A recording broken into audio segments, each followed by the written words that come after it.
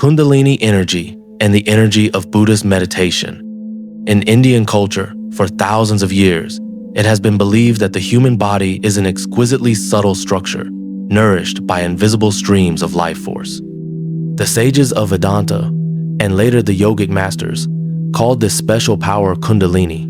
The word in Sanskrit means coiled, evoking the image of a sacred serpent resting at the base of the spine. In ordinary life, Kundalini lies dormant, while people live by habit, driven by ego and material desire. But when the fiery serpent awakens, it rises, uncoils, and begins its journey upward through the energy centers, piercing the veils of ignorance, leading the seeker towards spiritual awakening. Nadis and Chakras. To understand Kundalini, we must first speak of the Nadi and Chakra systems in yoga. Nadi are the channels of energy, an invisible network that carries vital force throughout the body.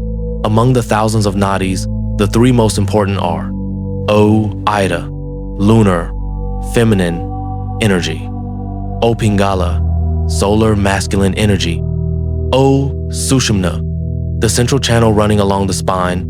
Chakras are energy centers, often envisioned as multi-petal lotus flowers, aligned along the spine from base to crown. The 7 main chakras are: 1. Muladhara is the root at the base of the spine. 2. Svadhisthana is creativity at lower abdomen. 3. Manipura stands for power at the navel. 4. Anahata stands for heart center. 5. Vishuddha is at throat. 6. Ajna is the third eye. 7. Sahasrara stands for 1,000-petaled lotus at the crown. As Kundalini rises from Muladhara to Sahasrara, it awakens each chakra. Each opening brings forth a new level of consciousness, a spiritual capacity, and a transformation. The awakening of Kundalini.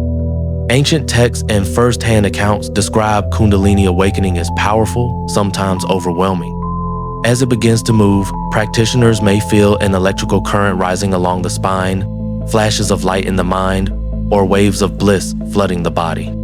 Some speak of dissolving into the cosmos, experiencing boundless love, or hearing sounds from realms beyond. Yet Kundalini does not always awaken gently. Some face unusual symptoms: insomnia, anxiety, heat or cold sensations, or being overwhelmed by unconscious memories. In yoga, this is called the Kundalini syndrome. It is like a mighty river long dammed up. When the barrier breaks, it surges forth uncontrollably. That is why masters have always emphasized preparation, physical discipline, moral foundation, and the guidance of a teacher. Methods of awakening. Kundalini may be stimulated through various practices, depending on tradition. Pranayama, breath regulation to open the energy channels. Asana, yogic postures that keep the spine supple and energy flowing. Mantra and kirtan, sacred vibrations that stir the depths of consciousness. Meditation, focusing on chakras, visualizing the rising stream of light. Shaktipat, the transmission of energy from master to disciple, often through gaze, word, or touch. Whatever the method, the essence is purification of body and mind. If the heart is full of desire, anger, or greed, awakened energy may be distorted, leading to imbalance. But with a pure and humble mind, the energy elevates the practitioner into higher states of awareness. The ultimate goal, the supreme purpose of Kundalini is not to gain supernatural powers or strange experiences, but liberation. When Kundalini has passed through all the chakras and merges at Sahasrara, the practitioner enters Samadhi union with universal consciousness, where no boundary remains between self and the whole. In Hindu philosophy, this is the realization that the Atman, the deepest self, is one with Brahman, the Absolute. The seeker is no longer bound by the wheel of birth and death, but merges into infinite existence. Kundalini in the modern world. Today, Kundalini Yoga has become a movement in both the West and Asia. Many are drawn to it for stress, relief, creativity, or intuitive awakening. These benefits are real, but one must remember, Kundalini is not a game. It is not something to try out of curiosity, but a path demanding long preparation. The greatest lesson of Kundalini is this: every person carries within them an immense reservoir of energy, but it must be awakened and guided by wisdom and compassion. Otherwise, it may become a fire that consumes rather than enlightens. Energy in Buddhist meditation. Unlike the Hindu tradition, Buddhism rarely describes energy in terms of serpent fire or chakras. Yet, if we read the scriptures carefully, especially those on meditation and Tibetan Tantra, we see clear references to a subtle current of energy, given many names: prāṇa, inner wind, luminosity, or inner fire. In teachings on anapanasati, mindfulness of breathing, the Buddha said that when the mind rests on the breath, body and mind become light as a cloud, radiant as the moon. This poetic imagery points to the state in which energy flows in harmony, bringing peace and clarity. Thus, in Buddhism, energy is not something distant or exotic. It is the very vitality of life when the mind is still, no longer scattered by restless thoughts. Stages of meditation and arising energy. In the Theravada tradition, the practitioner passes through 4 stages of absorption, jhāna. At each stage, psychophysical energy shifts. First jhāna, the mind abandons desire, suffused with joy, rapture, and concentration. Second jhāna, deeper bliss, breath becomes subtle, the body feels suffused with a warm current. Third jhāna, bliss transforms into calm serenity, an inner power that is gentle yet unshakable. Fourth jhāna, breath seems to stop altogether. Body and mind are bathed in luminous stillness. Here, energy is not described as light shooting up the spine, yet the experience is similar. A subtle current naturally arises when the mind abides in deep concentration. Tibetan Buddhism and the inner fire. In Tibetan Buddhism, particularly the Vajrayāna, energy is systematized more clearly.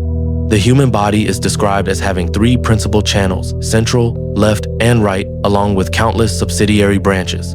Along the central channel lie chakras, resembling the Hindu system. One renowned practice is Tummo, or inner fire. The meditator visualizes a flame blazing at the navel, spreading warmth through the body, then merging with light at the crown.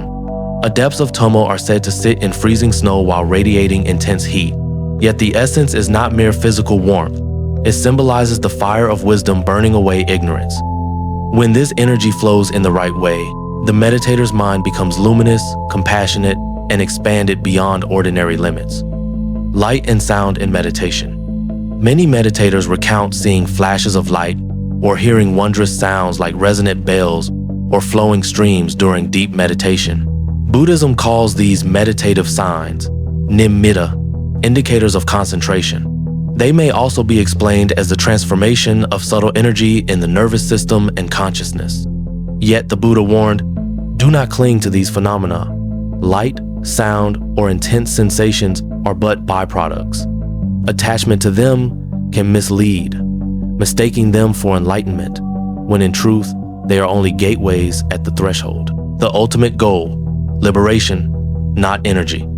The crucial distinction in Buddhism is this: energy is never the final goal. The Buddha emphasized that the purpose of meditation is not to chase strange feelings, supernatural powers, or spiritual authority. The goal is to end suffering, cultivate wisdom and compassion, and be free from the cycle of birth and death. Thus, when energy arises in practice, it is seen only as a companion, not the destination. Like a traveler who passes a beautiful landscape, he may appreciate it, but he must continue on his journey. Energy and transformation in daily life. Practicing meditation properly harmonizes the body's subtle energies. Those who meditate regularly often experience better health, greater emotional balance, and an expanded capacity for love. Modern science is beginning to confirm these effects. From the Buddhist view, this is the sign that subtle energy has become purified, no longer wasted on craving, anger, or delusion.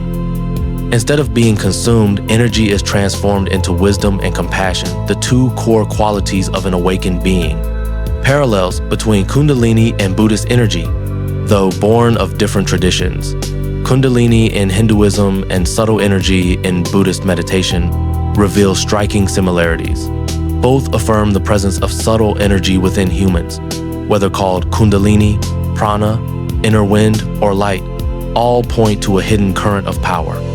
Both aim at spiritual transformation, Awakened energy changes a person at the root, dissolving the narrow ego and opening into vast awareness. Both stress the necessity of ethics and discipline. This energy cannot be misused for desire or power, or it will create chaos rather than awakening. Yet, there are also key differences. Kundalini seeks union of Atman with Brahman, the individual self merging with the universal. Buddhism seeks nirvana, liberation from the cycle of birth and death, transcending even the idea of union. Kundalini emphasizes the movement through chakras and describes in detail the upward journey of energy. Buddhism emphasizes concentration and insight. Energy appears as a byproduct, not as the goal. In Kundalini practice, powerful phenomena, light, heat, vibration, are considered vital signs of progress. In Buddhism, they are regarded as secondary and not to be clung to. These differences remind us, every path has its own value, but the seeker must recognize the true aim to avoid losing direction. Lessons for the modern world. In a world of constant pressure, where people are often tense and unbalanced, both Kundalini and Buddhist meditation offer profound lessons. Discovering inner power. Instead of chasing outwardly, we learn to turn inward, recognizing the energy already within. Transforming emotions. When energy flows freely, repressed feelings such as anger, anxiety, and fear are released. We become lighter, clearer, more at peace. Enhancing creativity. Many artists and scientists have shared that their intuition and inspiration come more powerfully when practicing meditation or yoga. This is the subtle energy being unlocked. Living with compassion and mindfulness. Whether through Kundalini or Buddhism, the ultimate destination is not power, but a life of kindness, love, and awakened presence in the everyday. Of course, both systems hold risks if practiced incorrectly. Kundalini may lead to the Kundalini syndrome, bringing psychological imbalance. Buddhist meditation, if pursued only for strange experiences, can trap practitioners in illusion, far from true awakening. Thus, the great lesson is this: one must have a teacher, maintain humility, and establish ethics before energy. Energy alone does not bring happiness. Only when combined with wisdom and compassion does it truly become a source of liberation. Conclusion. Kundalini and Buddhist meditation are like two rivers, arising from different mountains, yet flowing toward the same ocean. That ocean is the awakening of humanity, where we realize our deepest nature beyond the limits of body and ego. In today's world of advancing technology, where people easily lose themselves in virtual spaces, the mandala of energy reminds us, true power does not lie in handheld devices, but in the light we can awaken within our own body and mind. Two paths, two languages, yet they both declare the same truth. The greatest energy is not the flash of light in meditation, nor the current rising through the spine, but the energy of love and awakening. And the question left for each of us is this: if one day the energy within you awakens, will you use it to feed your ego or to light the way for humanity?